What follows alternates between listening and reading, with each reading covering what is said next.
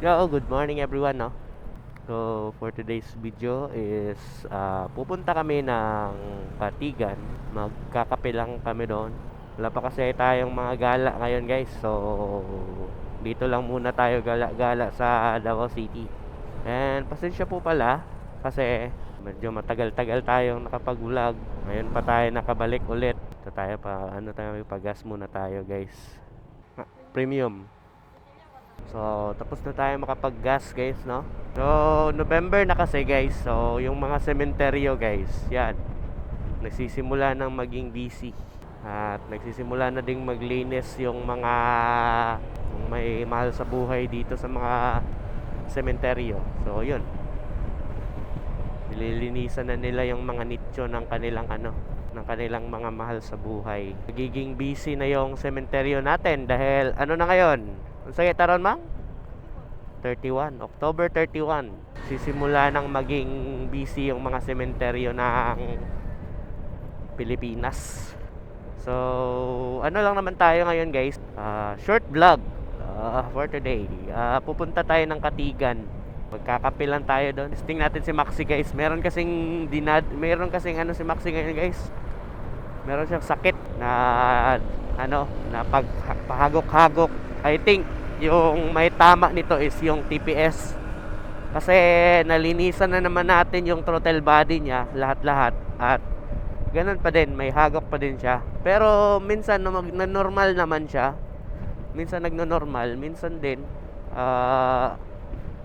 lumalabas talaga yung hagok-hagok niya pag nasa tayo, yung medyo yan yung para pag galing tayo ng low gear, hindi siya nagre-response agad, pumupugak-pugak siya. And then pag nasa high speed naman, meron din siya. Pag nasa high speed, naka high speed ka, hindi niya sobrang taas ng RPM, humihiyaw siya, pero hindi siya makaunat, hindi siya mabilis, o parang siya, walang lakas. So i-try natin siya iakyat sa hope na walang mangyaring malala dito. Try natin iakyat siya sa Katigan para malaman natin. Akyat tayo ng ngayon, Katigan, para mas matest natin yung hagok niya. So ngayon ay nandito na kami sa Crossing Bayabas. Ganda talaga dito, guys, pag umaga, guys. So medyo natagalan yung pagbablog natin, guys, no? Meron kasi akong inahabol na trabaho, guys, kaya medyo hindi tayo nakapag-vlog, guys, no? Pero from time to time naman, guys, is mag-upload tayo. Sadyang medyo may busy lang talagang araw or weeks. Pero I will try my best na mag-upload. Kasi mahirap naman mag-upload tayo, guys, tapos hindi naman nakaka-entertain para sa inyo, no? So pasensyahin nyo din yung boses ko, guys, dahil meron tayong ubo at sipon. Dito tayo kumain nung yung ni Maxi belt. Diyan tayo kumain noon. Ngayon, hindi natin alam kung ano ang dadat na natin doon. Sana walang mangyayaring aberya. As usual, lagi naman sinasabi yan. So now, we're in papuntang Eden na road. Dito yung papuntang Lantaw Banod, guys. Diyan wrong road papuntang Lantaw Banod. At dito yung papuntang Eden. Let's get it on, Maxi. Let's get it on. Woo!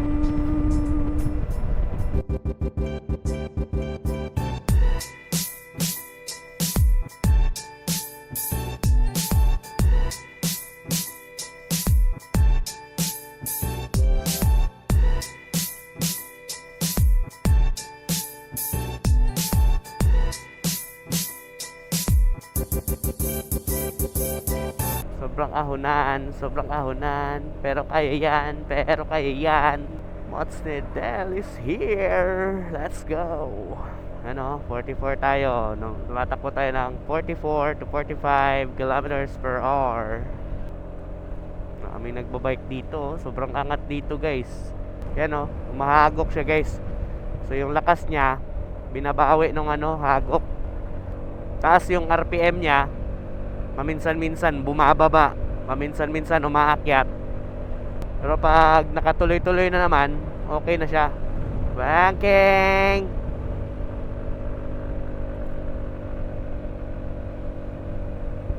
Sarap siguro tumira dito guys, no? Laruin lang natin yung ano niya guys, throttle niya guys. So yun yung problema niya guys eh. Umahagok siya pag may time na umahagok talaga siya. Ewan ko lang kung dito masira pag inahon natin, no? So sana naman ay hindi. Lord, wag naman sana. Sarap dito sa Eden guys. Eden, crossing Bayabas Trail. So, kumusta pala yung audio natin ngayon guys? BYK4 yung gamit nating audio adapter. Tapos, yung mic natin is yung dati kong mic sa Hero 4 ko. And, maganda naman kasi yung pick up nun. And, yung BYK4, kumusta ba yung performance niya? Kasi yung M3 Moto guys, hindi ko type yung... Maganda naman yung M3 Moto, pero hindi ko type yung ano niya, sobrang... Wala siyang ambient sounds. Hindi sound, ambient sound. Wala siyang ganun. So, hindi ko type yung ganun guys. Gusto ko yung medyo merong action. Yung parang merong hangin konti. And maririnig mo yung nasa palibot mo. Or nasa paligid. Kasi pag naririnig mo yung nasa paligid, mas maganda at mas ano siya. Mas realistic yung vlog natin pag ganun, di ba? Ngayon, itong BYK4, sana ay okay ang mga ambience sound nito. Nakaka-absorb siya ng medyo realistic na scenario. Kagaya nito, nagmumotor tayo, naririnig niya yung medyo konti, yung ano, yung tunog ng engine natin. Siyempre, mas maganda kasing ganun guys eh. Maririnig mo yung ano, engine sound para talagang motovlog talaga siya. Nasa 50 km/h tayo guys, so normal yan. Yan talaga yung performance ni Maxi pag ahonan. Yun, checkpoint. So, dito tayo dadaan sa Sitio Ugis. You know, Sitio Ugis. Welcome to Sitio Ugis. And dito tayo dadaan. Alam nyo ba guys, napakaganda ng lugar na to guys. Dati, sobrang rough road pa nitong lugar na to. And sobrang maputik pag umuulan. Pero ngayon guys, tignan nyo naman kung gaano nakaganda dito. Yan o. Ano? May aso. Nasa gitna. Yan. Sobrang ganda na niya. So, dati, sobrang maputik. Dito na ang challenge natin guys. Sobrang ahon dito. Yan. Meron din tayong ano dito, Hidden Garden Resort. Sir, bakit may mga naka-ano dong mga sundalo guys? Dito na yung challenge natin. Sobrang ahon dito. Ang ahon kasi dito guys, sobrang taas. Kaya makita sa challenge talaga si Maxi dito. Hope kaya nyo Maxi, no? Nakakakit naman si Maxi dito kahit yung 13 grams na siya. Nga lang, yun, ibang usapan niya yun kasi may problema kasi si Maxi. So, dahan-dahan lang tayo hanggang makarating. Hindi naman tayo nagmamadali. Ang importante lang is walang mangyaring aberya. Yan o, 29 kilometers per hour, 29 to 30 naglalaro. Dahil sa ahon. Yan. Yan o, so ahon, kita mo yung ahon na yan guys. Ganda pa ng mga bahay dito. Kahit naman ako, kung may bahay ako dito, pagagandahin ko talaga. Sobrang ganda ng klima dito eh. Oh, 40, 37. Umakit tayo ng 40. Pero kahit papano. Pero hindi pa yan guys. Kita nyo naman yung ahon na yan, oh. Kita nyo naman ang ahon na yan. Pero kaya yan ni Maxi. Kaya yan, 50. May 50 tayo. Oh, kahit po paano naman, hindi tayo nagmamadali, pero makakit naman siya. Kung wala lang sigurong hagok, hindi siya maghihirapan. Kaso lang, sobrang taas ng RPM niya dahil sa hagok. Hindi ko alam kung anong ang issue dito guys, kasi hindi ako maalam sa motor eh. Medyo meron tayong konting nalalaman pagdating sa motor, pero pag yung mga ano na, yung mga masiselan na talagang mga parte ng motor, hindi ko na talaga yan alam. Meron na palang ano dito, police station. Ginagawa na. Mabuti naman para mas secure pa ang ano. Ito na yata yung last na ahonan. Ganda, ganda. Sarap. Lamig. Banking area. Landslide prone area pala to guys, dito. Yun! Woo! Ganda. Ganda. Gusto nyo magkape, mag-chill. Dito kayo guys, punta kayo dito guys. Masarap ang kape ni nila dito. Ay, hindi, Sikwate pala. Masarap yung Sikwate nila dito guys. So, punta lang kayo dito, Katigan overview. Researchable naman tong lugar na to guys sa Google Maps. So, gusto nyong mag-chill, dito kayo pumunta sa Katigan overview. I'm sure kaya naman ng mga motor ninyo pumunta dito kahit maahon dito. Marami na silang stall dito. Yan. Asa itong kang tatay, mang? Dito man to, no? Dire man yata itong kang tatay. Yun. Angas. Yan. Gusto nyong kumain ng pansit canton, dito lang. Tara ka, tatay. Tara. Let's go. Nandito na tayo.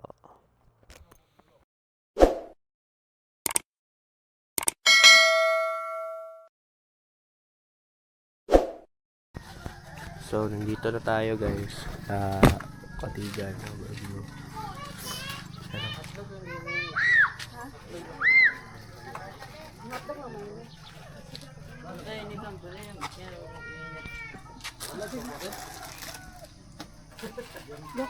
Ito tayo kay Edric Sikwate. Tatay Edric.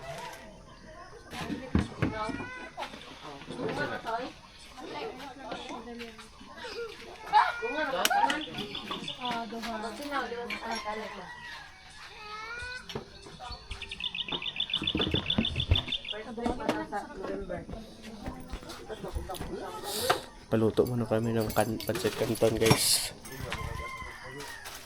Ako na consult ay. Ala ako na consult. Nawang po daw sa taas. Tatay Edric. Kaya naman pala ni Maxi guys. Pangting naman siya na walang problema.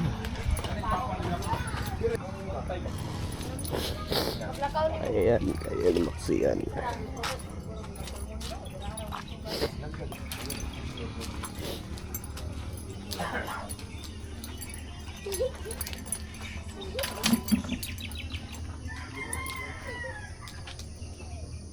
Ayan yung bags. Yan yung Sikwate nila dito guys.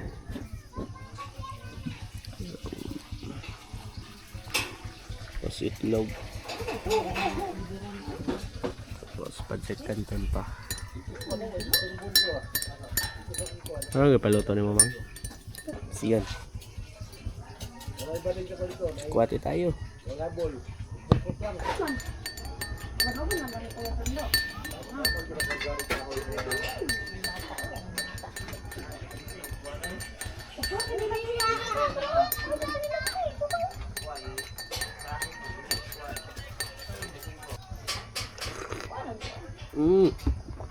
Sarap. Tara. Bukan, siap dong gue ilahin. Ada lang butang. Ito tayo nila. Dili kalas o kuan.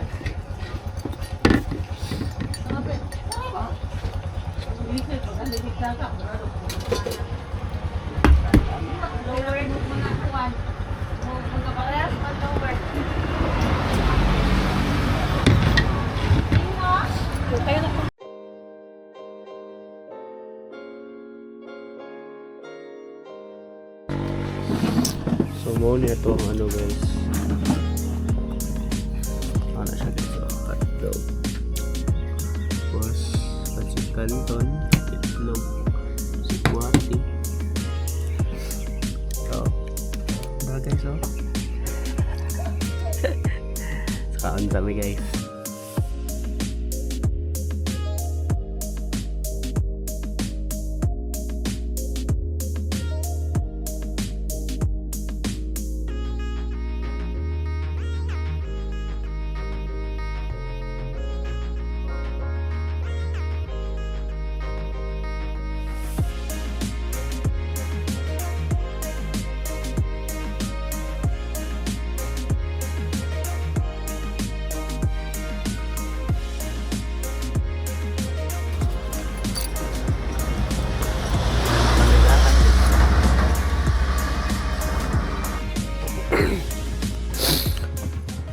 guys, magbayad na ta.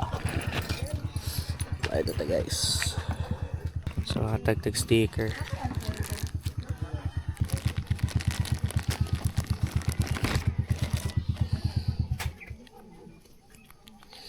Tagal tulo ka sticker si kuya guys. Sir. Gani ka sticker ya? Sa pangalan mo ya? BJ. BJ. Kaya BJ. Mo ni apo ka ni ano? Kuya, Tatay Eldrick. Anak ni Tatay Eldrick. BJ. Shout out. Ganun na sa Katigan guys. Huwag gabi, malapos si tatay dyan magbanto. Oh, gabi ijud to sa tatay. Meron kang tao rin pagkablaan mo. May sunset. Yan sila sir, tagaan na to sir. Ano ko sticker sir, taga-vlog din ko sir, si Mots Tidel. Sa pangalan mo sir? Chad, si Sir Chad og si Ma'am Lori po. Ma'am Lori. Ciao, shout out dari sa Katigan. Hey. Salamat. Guys. Ito sa taas guys, mo to siya ang Camp With Me guys. So, malapit lang din dito. Let's go. Salamat ya. Follow lang ko sa Facebook ya ug YouTube. Hata.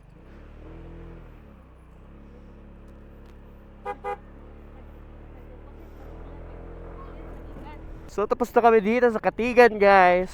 So kung pupunta kayo Camp With Me, dito lang guys, sa paakyat lang. May sipon tayo. Jet lag na naman tayo nito. So dito guys, puro pababa na. So yung kabila sa Aiden, dito paano to, Sirawan. Sirawan ba mang? Basta papuntang checkpoint. Busan ng break dito, busan. Magkaka-jet lag na naman ako dito. Bengking. So ito pa tayo palengke bang? Ito pa tayo palengke no? Punta pa kaming palengke ngayon guys, para bumili ng ulam pang umagahan. Jet lag na naman ako. Wala naman ako naririnig. At least nalaman natin na okay lang sa akyatan si Maxi. Hindi na tayo mag-worry. Pero kailangan pala natin pa gawa to guys, kasi nababother ako sa mga ganyan guys, yung may iniinda yung motor natin. Safety din kasi yung iniisip ko guys eh. And yung aberya, yung aberya guys is hindi yan hindi maganda yung mga magkakaroon ng aberya pag nagra-ride. So mas mabuti habang maaga pa, masolusyonan mo na agad yung problema ng motor, di ba? And isa pa, kailangan kasi ng motor natin na ganun guys eh. Yung TPS kasi guys, hindi naman yan sinasadya na kasi nasasakto naman tayo sa maintenance ng motor. Okay naman yung maintenance. Kaso, laging nababasa yung TPS ng mga Rusi guys, RFI. Hindi ko alam bakit ganun ang design. Dapat hindi nababasa kung sensitive. Dapat sila mismo ang naghahanap ng solusyon dyan. So sa susunod na batch ng Rusi RFI guys, sana ay hindi na prone sa basa yung mga TPS sensor tsaka yung map sensor niya, kasi yun yung mga sensitive na mga mga sensitive na piyesa ng motor. And hindi masaya yon. Kasi sa iba naman guys, hindi naman siya prone sa basa yung ibang mga motor. Ewan ko lang dito sa Rusi RFI, bakit sobrang sensitive.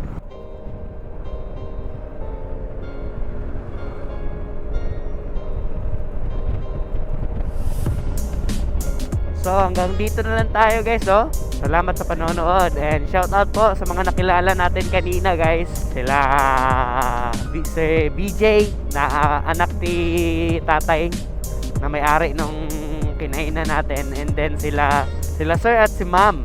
Shout out sa inyo. So hope you like, share, and subscribe kung nagustuhan niyo yung video natin for today. So yun lang guys, hanggang dito na lang. Peace out.